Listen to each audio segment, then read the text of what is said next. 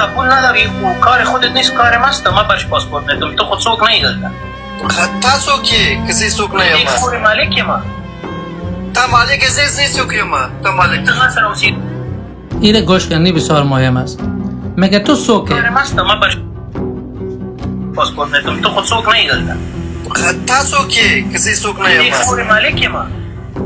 تا مالک زی څوک یم تا مالک تا سر اوسیدون که از ما رایت اجازه څه غواړم. کوي دیگه قلدری څه که تو میگنی تو دیدی همون چیزی که 2 نفر پیش که ما ویدیو رو براتون شریک کردم که یکی گفت که پشتون یا افغان یعنی پشتون یا نه افغان، دیگهش گفت دیگه اقوام افغانستان کس مون سر اوسیگی که ما زندگی میکنه اما کشور اصلی از ماست.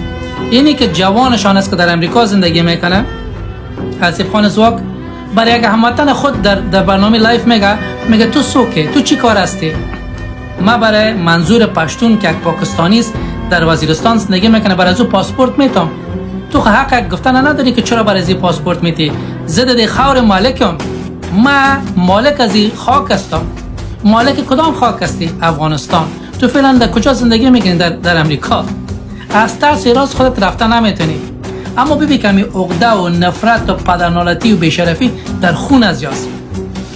هموطن خود زیر پای میکنه. یک پاکستانی را میگه ما برای او اسناد میتم، میگه تو سوکه، میگه ما مالک از این خاک هستم. بازی بچه میگه خیلی تو که مالک هستی، ما کی هستم؟ میگه تو خود ما سر اوسودیم که